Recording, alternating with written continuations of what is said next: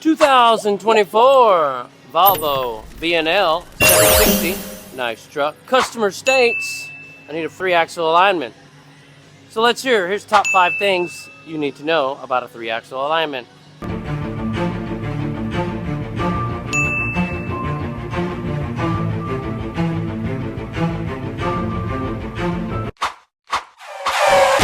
Especially with the new Bendix Assist system.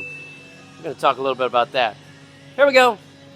This is the Bendix Driver Assist System, part of the Vehicle Assist System on Volvos. It does have different systems on some of the Peterbilts and Kenworths and things like that on the VO. Couple weird torpedoes, of course. Now, it works in conjunction with this VRAT sensor right here, the sensor that's in here, and in combination with the sensors that are inside the steering column, steering wheel position sensors and things like that. So the number one thing you want to do, first thing, number one, check your tire wear. Look at all your tires on your truck and see what they look like, right? So we're going to rotate this tire, feel for any wear patterns or anything. This doesn't seem to have any wear pattern on the front of here or anything. Come to the back, check all your back. Tire, look for any chopping. Any type of distinctive, you should feel a grip side and a smooth side, but it doesn't really look like there's a lot of chopping or anything going on here. But customer wants a 3-axle alignment. There's not really any major or significant tire wear, so we're going to go ahead and check it out. After you check all your tire wear, you kind of look over your tires and everything. The second thing you do is check all your parts, all of them, regardless if it's a brand new truck or not. I have seen factory defects and things like that in the past, so just go ahead and check all your parts, period.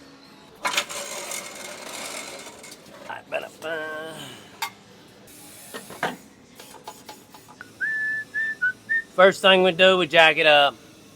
I like this little lift right here. Unfortunately, it doesn't always set level. Now, obviously, we're going to check in, play for feel. We're not going to sit here and throw a dial indicator on this thing and do all the full in-play test on it. Take one of these, we stick it in here, turn it over this way, pick up on it, and push on the top of the tire at the same time. There should be you should feel nothing, no movement whatsoever. Same on the other side.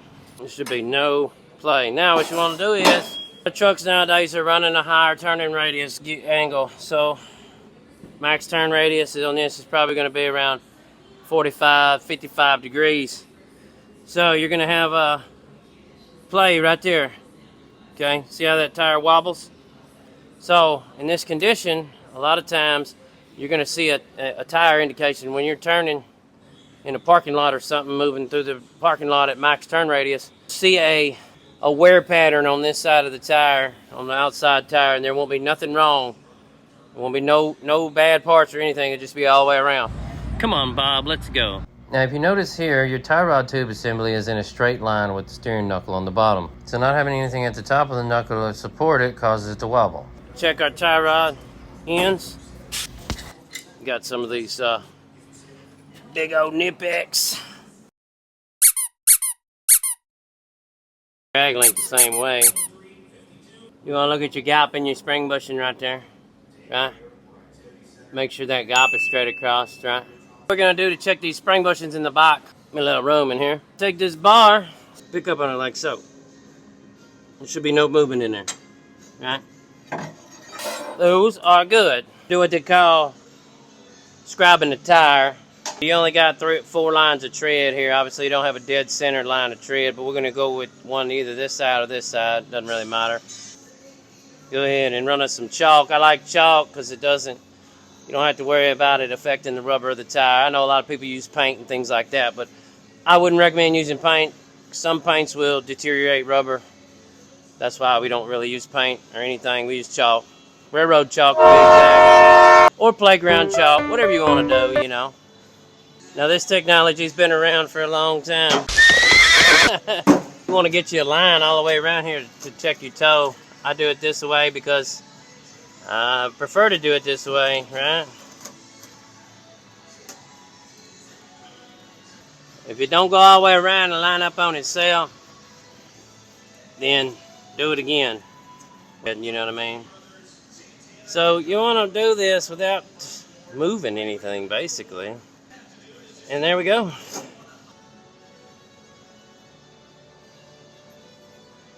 Go all the way around. Needs to line up just like that.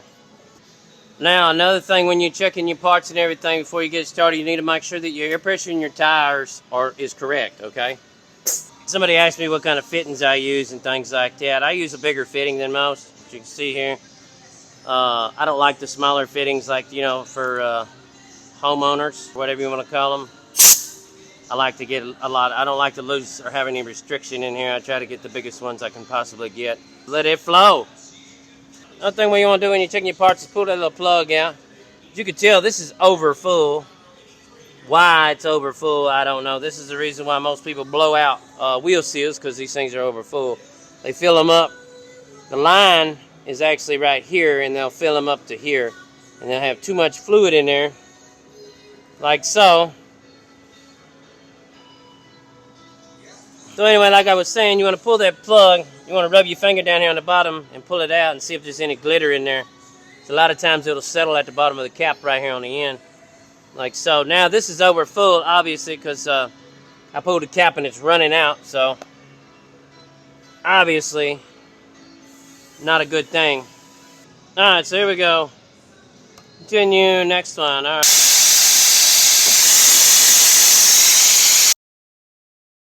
So let's talk about camber and caster. So the camber on this axle is actually pretty good. As you notice here, we got quarter positive. You want to be positive on that side, you want to be negative on this side. Okay? It's actually perfect. The only thing I would go a little more negative, but we're not going to mess with the camber. It's actually perfect. Go is at 0. We want to be positive 1/16, not 0. Yeah, I stand here and do this by hand. Ugh. Now that this camera is going anyway, because we're looking at a computer screen.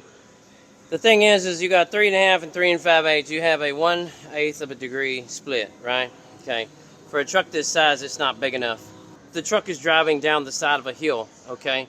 So we need this slightly faster, slightly in front of, slightly whatever you want to call it, higher by approximately 3/4 to 1 degree. I prefer 1 degree.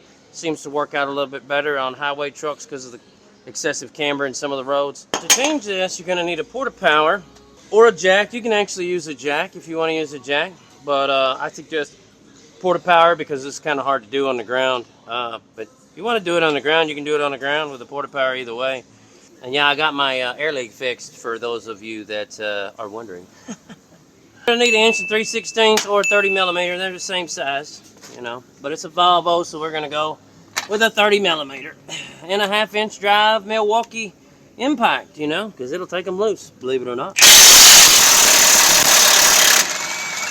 Fairly easy. Before everybody jumps in the comments here in a minute, I'm not going to change these bolts out, the U-bolts out, yet. Okay? I'm going to be tightening these up and everything, and I don't want to put new U-bolts in there and tighten them down and then have to release them again, even though I didn't take them to max. Jack it up, put a wedge in there, caster wedge, and they're called caster wedges, not camber wedges. Some people call them camber wedges for some reason. You cannot change...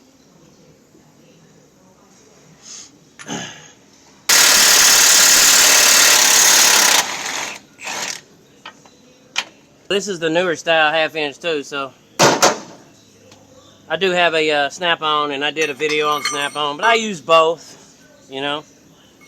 The ones that I don't use, Matco. I guess I do use Matco. I got a Ryobi at the house, you know, so about the same, I guess. Put that under the spring. Believe it or not, it'll pick it right on up. All right, up we go. There we go. See the gap? We like the gap. The way that I have calculated this over the years and the way it was expressed to me by old timer is 1 degree per 1/2 degree, or whatever. I think that's what it is. 1/2 degree for every degree, right? So I need to go at least 3/4 of a degree. So I'm going to put a 1 1/2 wedge in here.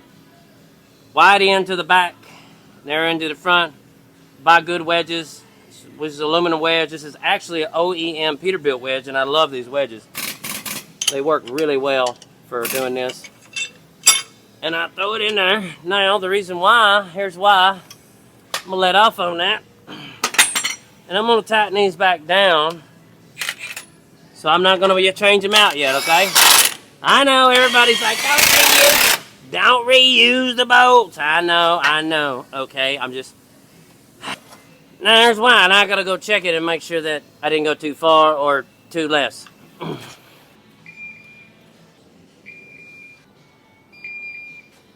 Score one time, one shot, win. Imagine that.